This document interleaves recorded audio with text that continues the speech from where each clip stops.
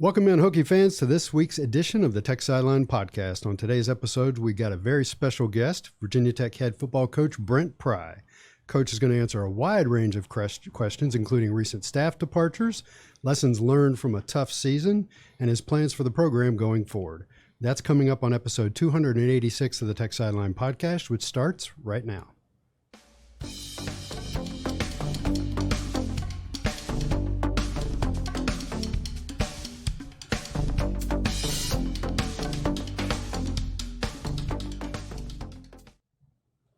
Welcome back in. We record on Tuesday, February 28th, 2023 from our high-tech studio at the Virginia Tech Corporate Research Center right here in Blacksburg, Virginia.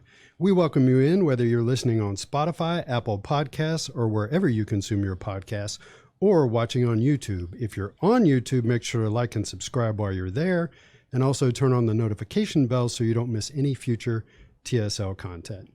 Tech Sideline is presented by First Bank & Trust Company. They're giving away one free annual TSL Pass subscription each week from January through mid-March. I think we got a couple of weeks left.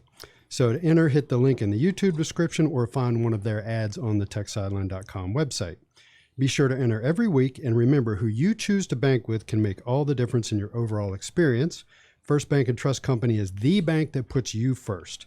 Visit www.firstbank.com to learn more.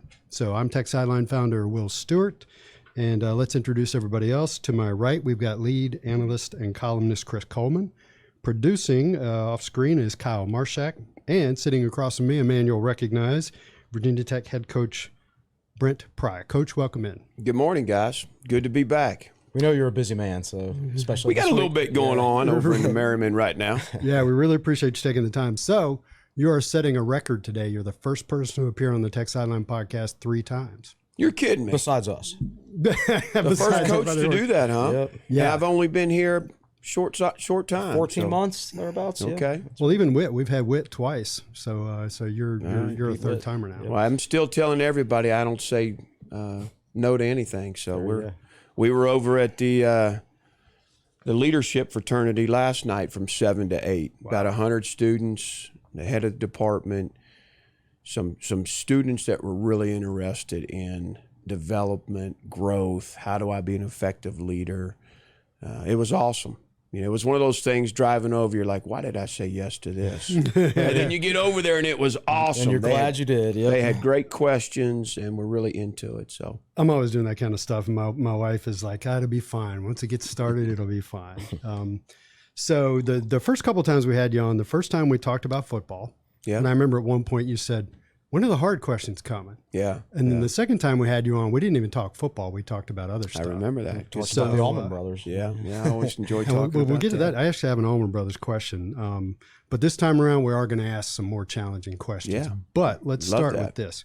When you were on the last podcast, we did talk about your fanship of the Allman brothers. Mm-hmm. And you said it was legit. You've been to over 50 concerts. So I got an email after that podcast from a guy who had a signed limited edition guitar signed by Greg Allman. And he said, I want to know if, I don't want to keep it. I want to know if Coach is interested in it. So I sent the email over to, I think, the SID at the time. Is that ringing a bell? Did you wind up buying that guitar? If that email had come to me, it'd be up on the wall in my man cave. So we got to take care of that for you. So when we leave here, I'm calling Pete Morse. Well, you know, Pete's one of Pete's characteristics is he can be a little scatterbrained. So what we're going to do here is I'm going to ask a question, then I'm going to bounce it over to Chris. So we're going to go back and forth. Okay. Sometimes the questions will be connected. Other times there'll be different things. And so we had everything put together that we wanted to ask, and we actually had the staff meeting yesterday morning. Had our ducks all in a row, and then the news came out at noon that Joe Rudolph was moving on. So let's talk about that. You've had 2 staff departures in the last week. Brad Glenn to Cincinnati, great promotion for him. Yep. And Joe Rudolph to Notre Dame. So my first question for you regarding those is, when did you know and when did you find out? Can you walk us through the process of what you experienced on your end? Yeah, I can give you some more insight on it. And just out of respect to those guys, I don't want to say too much, but Brad had entertained an interview a month ago for a coordinator's job in the SEC. and in the ACC. And, so it gets the wheels turning. Okay, this is something he'll want to do if this happens. What direction do we want to go? So he did let you know. Oh, absolutely. Yeah. The guys have been great. Communication's really important to me with our players and our staff. We encourage nobody to be afraid of a hard conversation. Let's have them and work through them. We'll be better for it. Better solutions, better path to, a good positive outcome. So, yeah, Brad was certainly good, and it didn't work out for him at that time, but it got Tyler and I talking, and other people that I confide in on what direction we would go, what would we want to do. So we've got a good plan there. With Joe's situation, he was very upfront. He actually had 2 interviews, one in the NFL and one with Notre Dame. The Notre Dame thing, I don't know that you could call it an interview. He's got a long history with Marcus, back to Ohio State when Joe was a GA. So that was a little bit more of just is it right for both sides? And here's all the information. So Joe did that, and then was with us through the weekend at the travel clinic, and he and I talked. He, Don, and the boys were going to visit about it Sunday. Whit was awesome. I spent some time going back and forth with Whit on what we can do for Joe and his family. And so Sunday afternoon, we get back from our travel clinics, and I had an appointment in the office, and then when I left there, I went to Joe's house and spent about an hour with he and Don and talked to the boys a little bit. And they were going through it. They were going through it, and certainly support Joe. The thing I would say is I don't think fans and even just in general, people outside the coaching profession, I don't know that they understand or see or believe as much that coaches make decisions for a lot more reasons than the notoriety of a program, money. It's about location sometimes, about a wife, about children, about school system, about homes, about location to loved ones, about sick parents. It's like everybody just wants to drive the narrative that it's about the school or money.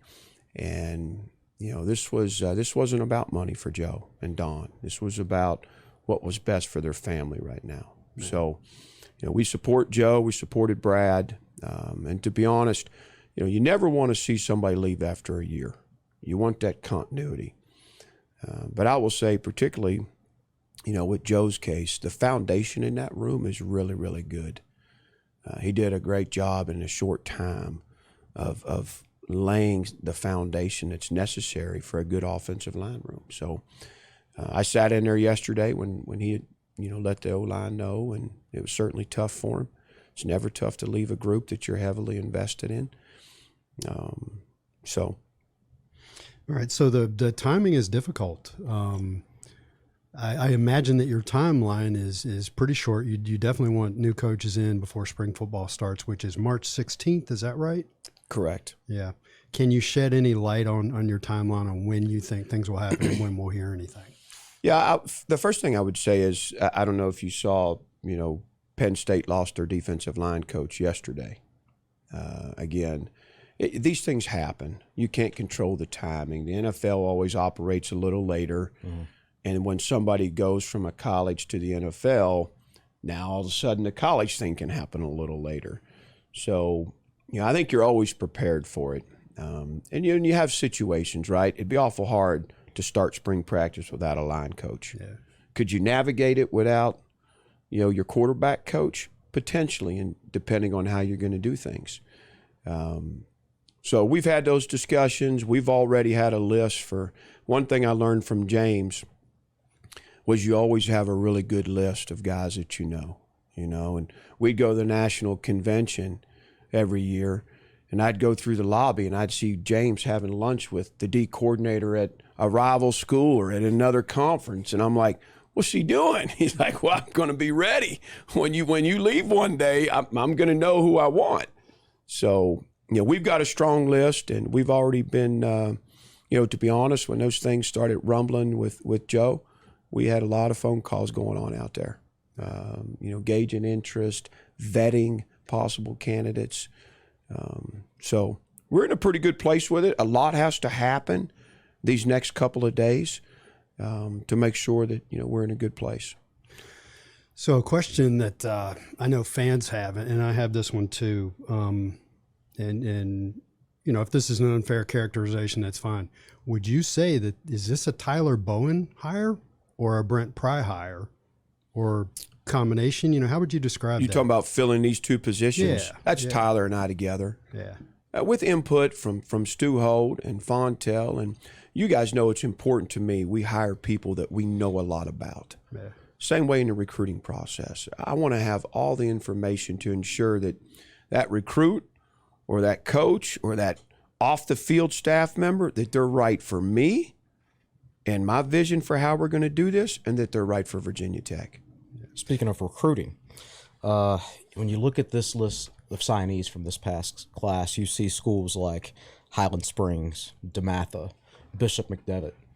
What does it mean to get guys that come out of big-time high schools like that are noted for winning a ton of games? Are those players maybe a little more advanced than other players? Do they come in with more knowledge of what it takes to win? But what's your experience there? We're very proud of that class for the reasons you're talking about. Not only are they talented, but you have a near 800 win percentage for the 26 high school players. You have 20 state championships in their high school career, and you have 22 captains out of 26 signees. So the maturity, the knowing what it takes, the standards and expectations to win, the investment, the cost, the leadership from the coaches in those schools, really important to us. I tell Lauren Johnson all the time, if we don't take a player from your program every year, I don't know what we're doing. The way they practice, the way they hold those guys accountable, the talent that's there, the way they have learned how to win, that's just one example. But we're very proud of that class, and I do think it's impactful. Yeah. Especially when you're in a situation where you're going to need to play some youth. Guys are going to need to play early. Mm-hmm. When they have a better understanding and there's less of what people talk about, the rawness, whether it's athletically, whether it's learning how to watch film, whether it's learning how to practice. Sometimes you go to a high school and you watch the drills and it looks like middle school, and there's just not a lot going on, and you go, man, this dude's pretty raw. They don't watch film during the week. And then you go to another school and it's a major operation, and they try and model themselves after a college program the best they can. So it's an important piece to it.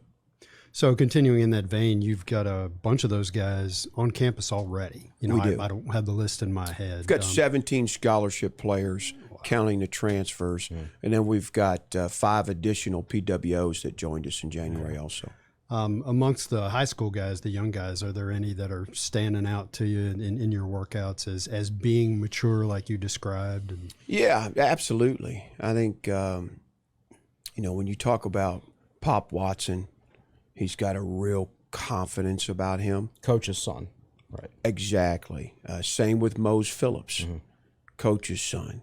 And these guys just, they're not bashful. They step up there. Pop throws the ball. Mose competes against Nasir and Jalen Stroman, and there's just something there that you can't really coach. That takes some time, but these guys are in a pretty good place that way. All those guys, there's nobody we're disappointed in right now. It's everybody got better each week. All those young guys and the growth, Antonio Cotman, and so we're pleased with where they're at right now. How'd your coaching clinics go this year? I know you just finished them up this past weekend. I couldn't be more proud of the staff. It's a major endeavor. We went to Charlotte the weekend before. You work all week, you grind all week, right? February is professional development. It's watching your cut-ups. It's 6 a.m. workouts with our players. It's player meetings. It's all these things. and then you load up on a Greyhound, on Friday and take off. And last weekend we only did it Friday night in Charlotte, which was very well received. Nobody's been doing that down there. The state schools don't do it. So it was a good lick for us. DJ, Coach Jones, is very well known in that area. He's recruited it for a long time. And then this weekend, we loaded up on that bus with an additional 10 staff members. We were about 33, 34 strong. And we went to Richmond Friday night and had our best clinic of the entire travel circuit. I had about 125, 140 coaches. Went really, really well. A lot of football, extended pretty late. Got on the bus Saturday, took the staff to a nice lunch in D.C., then dropped everybody off at the National Mall there. And they had about an hour and a half to explore some museums and exhibits. We jumped on the bus, went out to Springfield, and checked in, and an hour later we're rolling again with coaches from Northern Virginia and DMV. Again, it's it's introductions, and it's some what we're about, and then it's a coordinator breakout session, and then it's position coach breakout sessions, grease boards all over the place, video going on, a lot of pizza and wings, and so it's a really good deal. But we get back, Sunday at 2:00, and your weekend's gone, and you try and squeeze a couple hours in with your wife and your children, and relax a little bit for guys who don't have a family here. So it's a lot to ask, but I think it's really impactful. The coaches genuinely appreciate it. When we talk about recruiting this state and this state being important to us, our footprint being important, we got to back it up. And that certainly demonstrates that. We have a question from one subscriber who's from the 757. Why wasn't there a 757 convention this year? Yeah, so we did 757 last year. Mm-hmm. Again, when you talk about the sacrifice that's necessary, we can't do all the areas every year. So we're going to rotate that through. We've already talked about different ways to do Charlotte. Do we not go to Richmond and go to 757 in Northern Virginia next year? So it's going to be on a rotation. Okay. Yeah. So to continue along this line of questioning, your efforts to recruit the state have been well documented. Tell us about North Carolina. You just talked about Charlotte, but specifically, are you guys making an effort to target the Triangle area, because that's a big growth area, a lot of good football players there?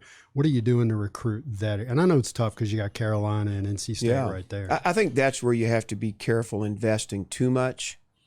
There's certain areas that make more sense to me where there'll be more kids that identify with Tech than with Chapel Hill or Durham. Mm-hmm. And those areas are going to get a little more attention. But particularly on this side of the state, when it's so close to us, and I mean, you can be in Charlotte like that. You're more likely to go to Winston-Salem and Charlotte than you are to correct. Raleigh. Okay. There's more kids. Those for a lot of those kids in the western part of the state, they're closer to us than they are to North Carolina and North Carolina State. And they don't have to drive down Interstate 40 to get to Virginia Tech. Correct. So let's shift gears a little bit. I wanted to ask you about, last season, and I joked with Whit about a little bit about this. He hired you, and you guys did a great job of winning the off season. Then the season starts, and you go 3-8. So I'll keep the question simple. What is the single most important thing you learned as a new head coach that you're going to apply to next year? I know there's a lot of details and nuance to this, but when somebody asks you what's the single most important thing, what's your answer to that? I have to be more involved in every facet of the football team, more so on the field than off. I've got to be involved in the offense. I got to be involved in special teams. I got to be present at punt, present at kickoff return, present, at scout inside run with the offense. The mentality, where the emphasis falls, what I see and what I need and what I want, I need to make sure that's happening with our staff and our players. So if you're participating in those things, it's not necessarily bringing coaching acumen, but just saying this is important to me, and coaches and players. Both. Yeah. You know, the details that I look for and expect. You know, I've got a red pen out there at every practice, and I've got a sheet that says offense, defense, special teams, management. And so I'm looking for things that, you know, that catch my eye, that say this isn't how it needs to be. We got to be better here. It may be clocks, it may be field security, it may be how we're doing inside run and how many reps we're getting, and are we moving the hashes. But you know, it was tougher last year because as the year went, the defensive notes were always filled up full because that's where most of my time was spent. Even when I was on that offensive field, I was looking over my shoulder, you know, watching what was going on in an install period with the defense. So I thought it was important the last game of the season. Liberty, you know, pulling Chris in first part of the week. Listen, you're going to call the game. Give you a chance to do that and know it, you know, early on here. And even though Chris prepared each and every week as if he was going to call it, which was important, so he was ready when the opportunity came. But it gave me a chance to really be a better head coach, you know, throughout the game, being present in each and every huddle that was taking the field. I thought you looked more engaged in that game. It felt better. It felt better. It's hard to let those defensive reins go.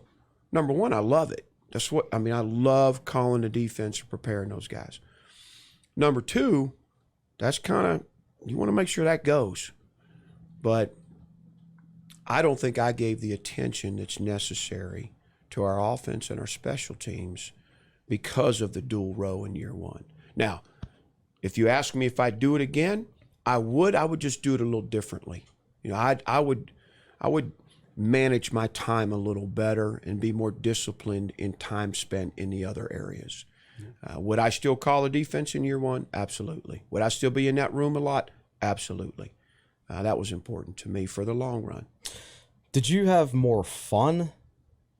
Well, you won the game, so of course you had fun, but did you have more fun maybe being involved with everything in the Liberty game as opposed to just calling defensive plays? I know it was a different experience, but you know, different can be fun sometimes. It's a good question because I did have more fun, but like you said, we won. You know, would I be able to say that if it hadn't gone our way? I don't know, but you know, those kids, it's hard for them not to feel like I was a little bit more over here in the defensive world, you know, that the emphasis was there.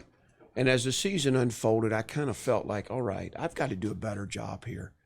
You know, these guys, I don't want them to think that, you know, my priority's over here. But in a way it was. So it was challenging. Yeah. So that's the answer to your question. You know, it's interesting because we asked a similar question to Whit, and Whit answered, and then at the end he said, you know, Coach Pry did what he said he was going to do as far as calling the defense for most of the year. So what was we'll go positive, negative. What was the biggest positive surprise of your first year, something that went better than you thought it would? You know, I think I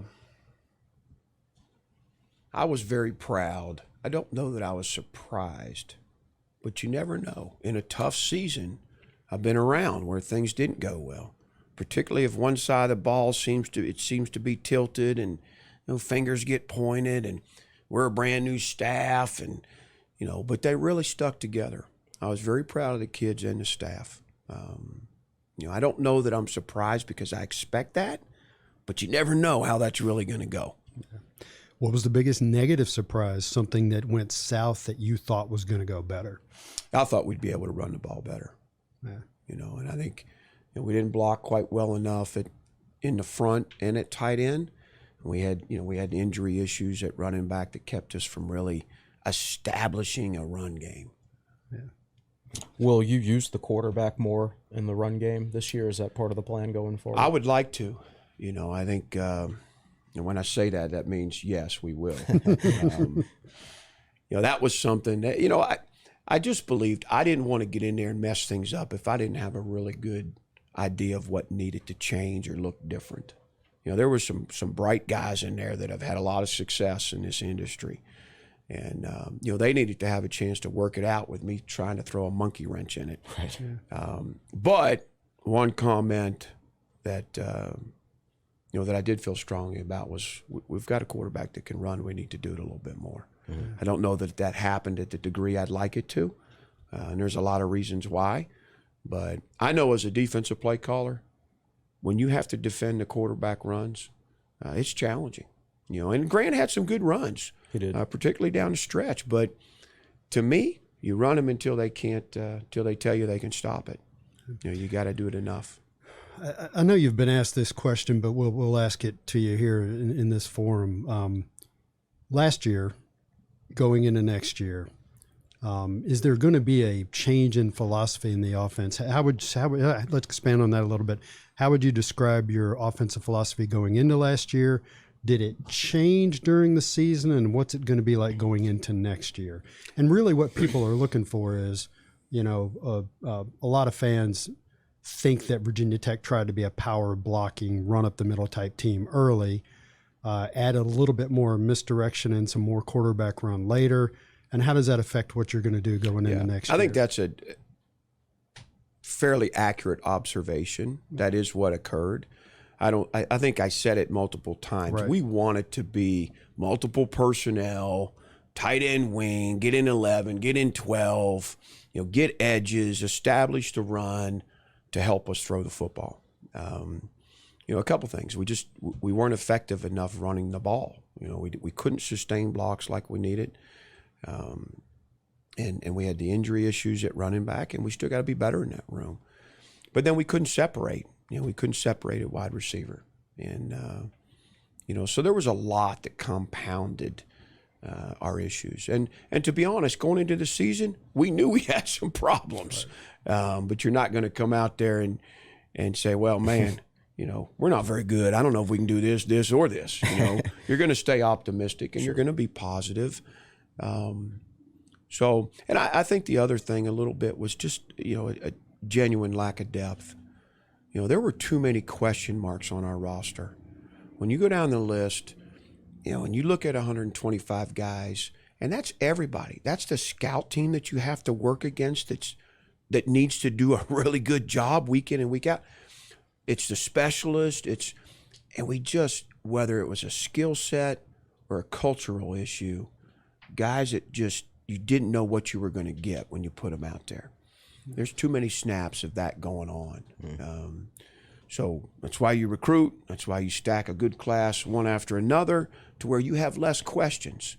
I think we're moving in the right direction there.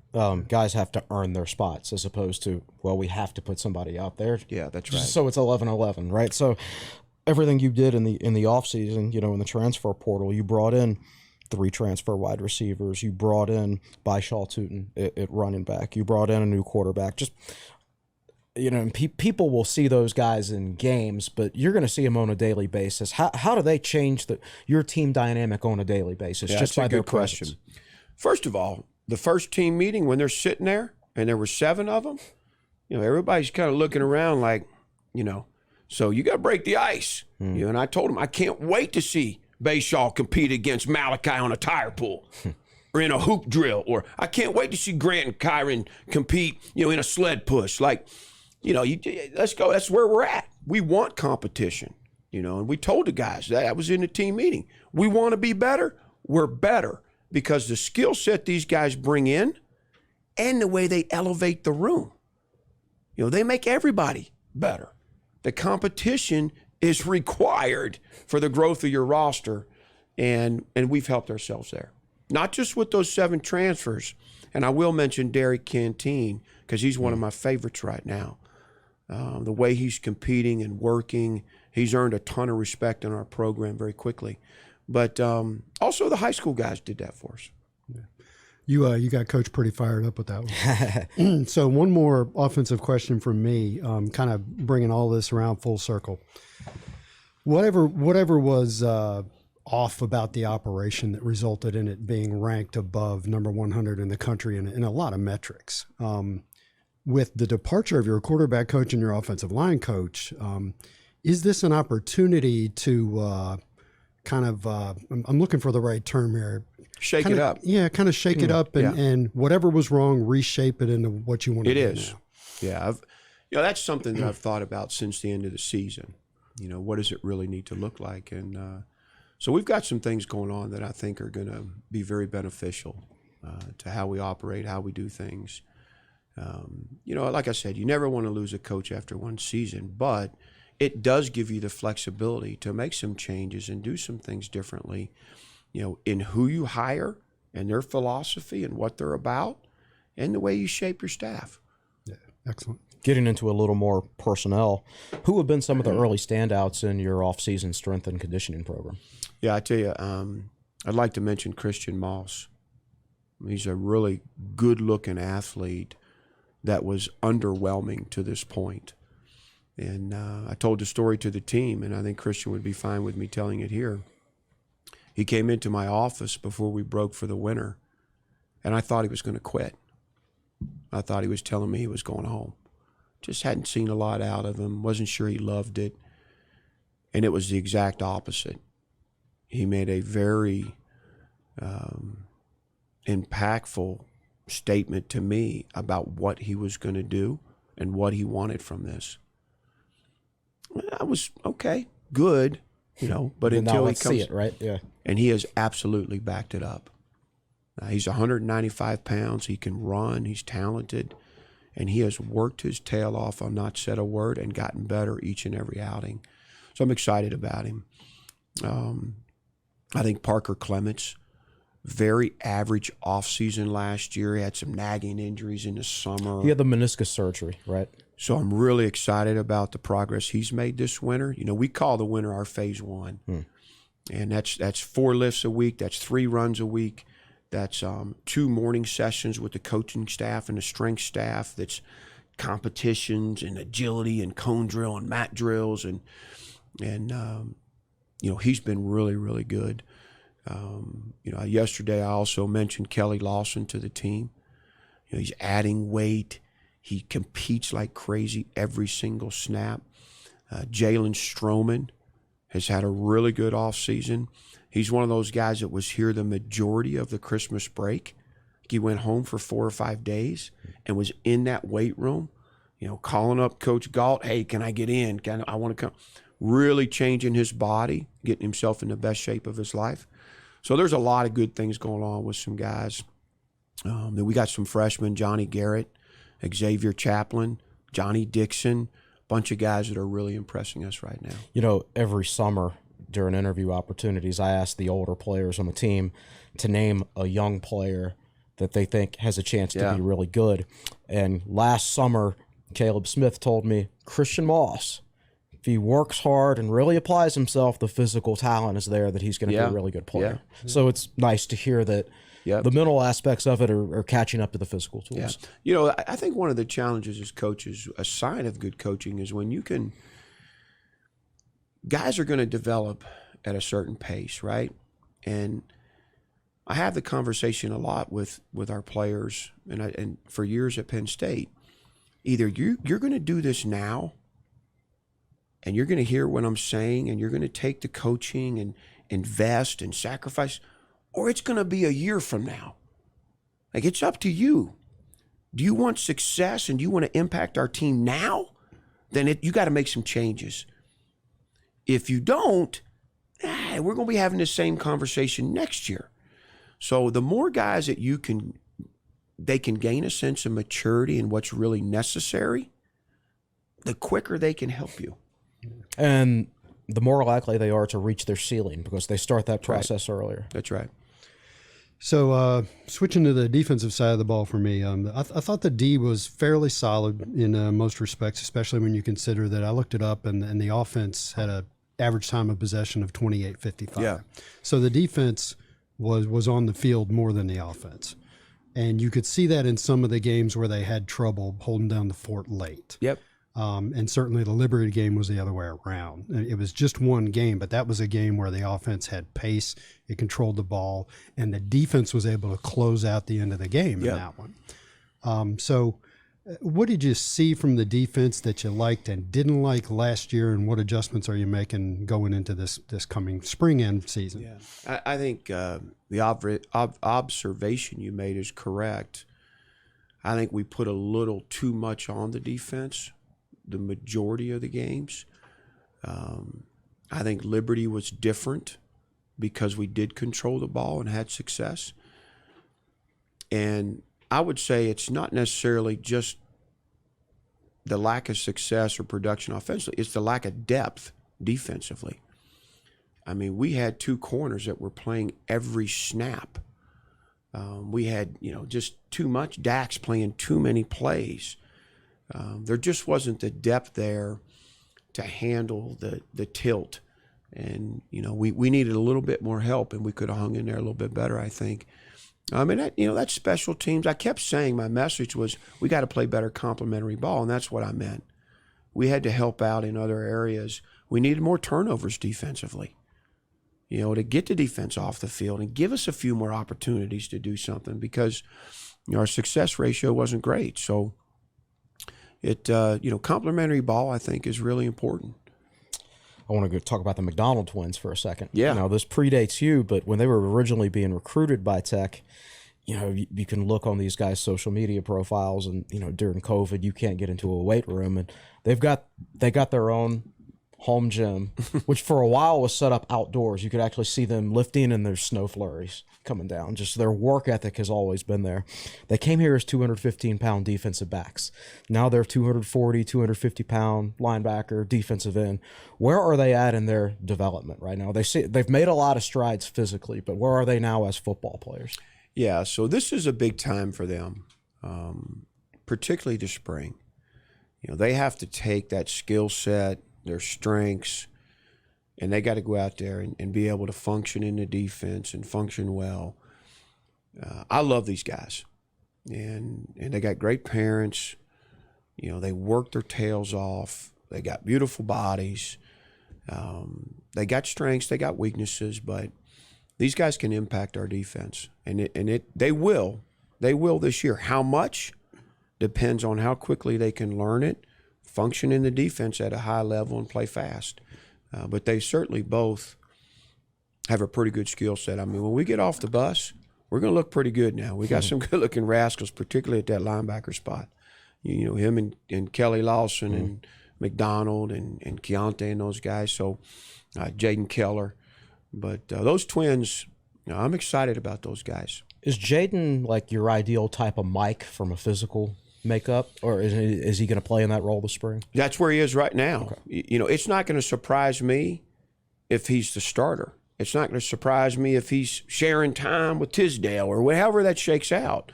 I think he's going to help us defensively. But we're going to be significantly faster.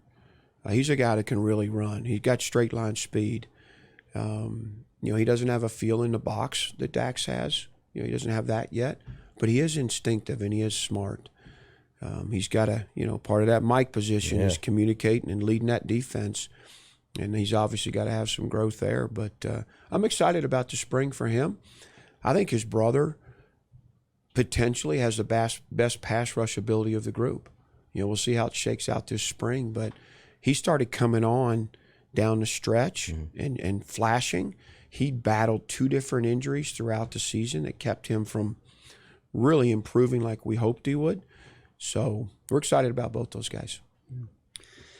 So one of the questions that fans ask us, or one of the topics they want us to talk about with you, is the number of penalties from last season. And I felt a little sheepish because you went out and played ODU, had 15 penalties, and I actually wrote in a column, that just doesn't, you're not going to see that again. That's a one-off. And then it kind of carried through the season. Yeah. And what have you analyzed as far as that goes? What were the core reasons? And a lot of it was pre-snap, like 10 false starts against NC State, I believe. A lot of it was pre-snap. What have you done to analyze that and stomp that out and improve that part of the operation? Yeah, so specifically with our cadence, we worked on some things to make that a little bit better for the guys up front, a little bit easier on the snap count. And that happened about halfway through the season, and there was an improvement down the stretch.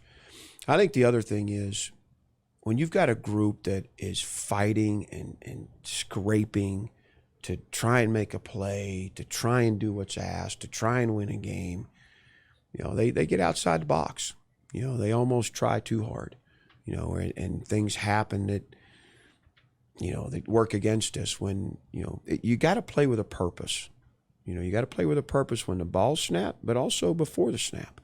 You got to be locked in. You got to focus. You don't have to do more than what's asked of you. And I think the guys were pushing. They were pressing to make plays, to make things happen. They were anxious. So to reel them back in, that's my job. And I think there's been an improvement there.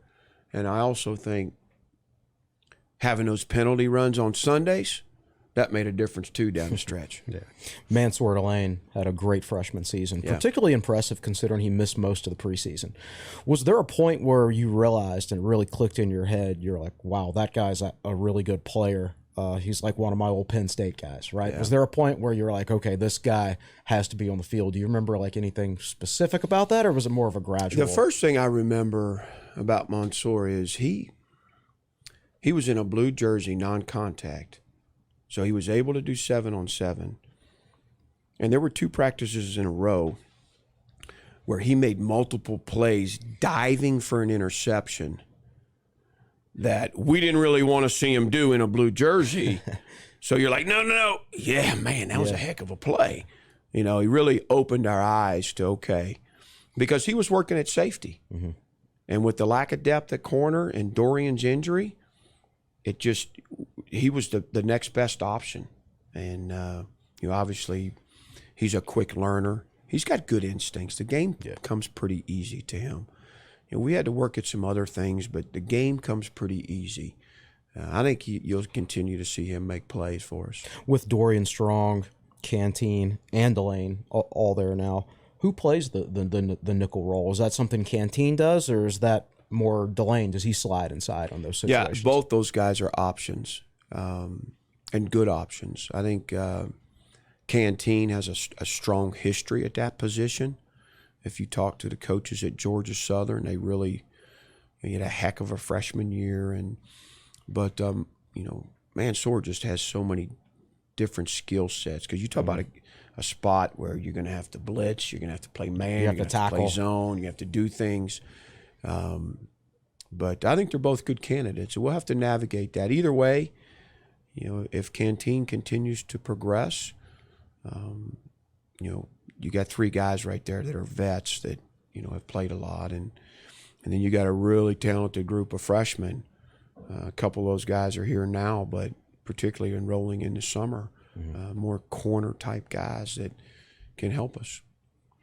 So one thing I was really impressed with last year was the fan support. Me too. Yeah, so I've got it written down here. Virginia Tech sold out 3 of. There were only 5 home games. Excuse me. Virginia Tech sold out 3 of them, and didn't go below 62,000 in a 65,000 seat stadium for any game, including 62,000 for an 11 a.m. kickoff against Wofford. Yeah, that's right. So give me your thoughts on that. I mean, you come from Penn State where.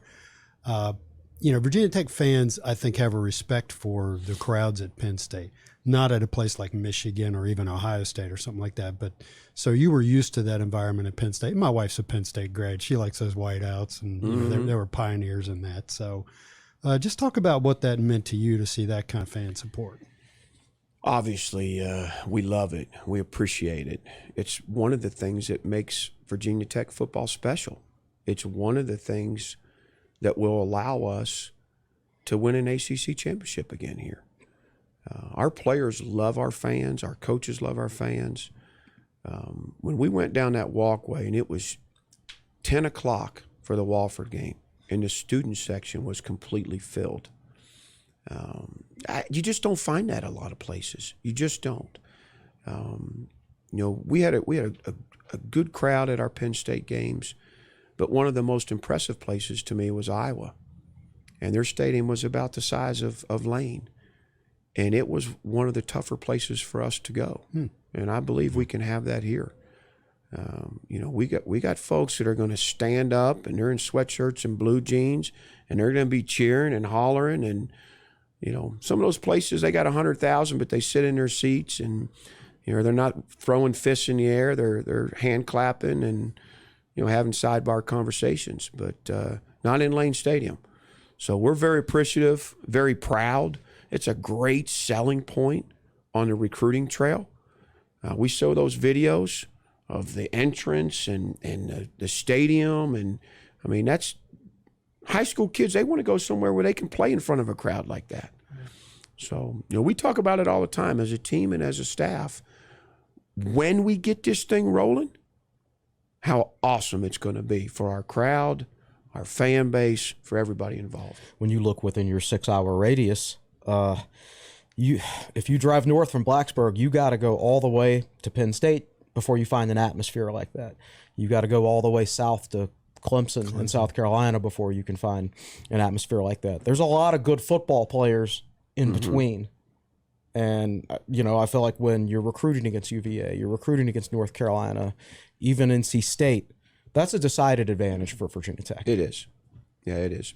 I think, you know, when you can couple that with a winning program, you got a pretty strong deal. You couple those two things with good people, good coaches that are relational, you got some really important ingredients to going out on the recruiting trail and having a lot of success. Well, you mentioned injuries at running back earlier in the podcast. Bayshul Tuten, he's got a little bit of a different build than those running backs you put out there last year. It's like he was born to be a running back. He looks like he has that exact look. Yeah. Yep. What does he bring to the table? He does not. He seemed out of place in FCS football to me. Yeah, and that happens. You know, recruiting's not an exact science, and he's got an interesting story. So does Quan Felton about why they ended up where they ended up. But Bayshul is he's very good at everything. Mm-hmm. He can catch the ball, he can cut, he can break tackles. He's smart. He can pass pro. You know, so he's got a really good skill set. We're excited about what he brings to the table. I think we'll have a heck of a competition. You got Malachi, you got Chance, you got Bayshul, you got Bryce Duke. I mean, I'm really impressed with Jeremiah Coney right now. He's a guy to me that, you know, man, he looks the part as a running back right now against some older guys. And I already know Coach Marvin, those guys are looking at him saying, man, this cat could play linebacker for us. So, you know, but that running back room, you know, we got a good problem in there. Chris, we got about 2 or 3 minutes. Anything else? I'm out of my script. I've been keeping up with the time on Coach's phone there. I just want to make sure that whoever has that Greg Allman signed guitar, please send that email.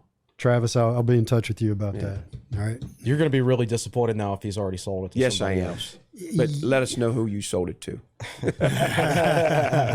Very good. All right. Anything else you want to ask? I'm good. No, I think I'm good. Yeah.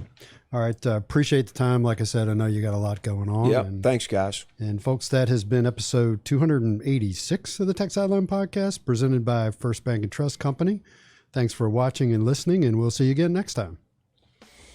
All right. Awesome.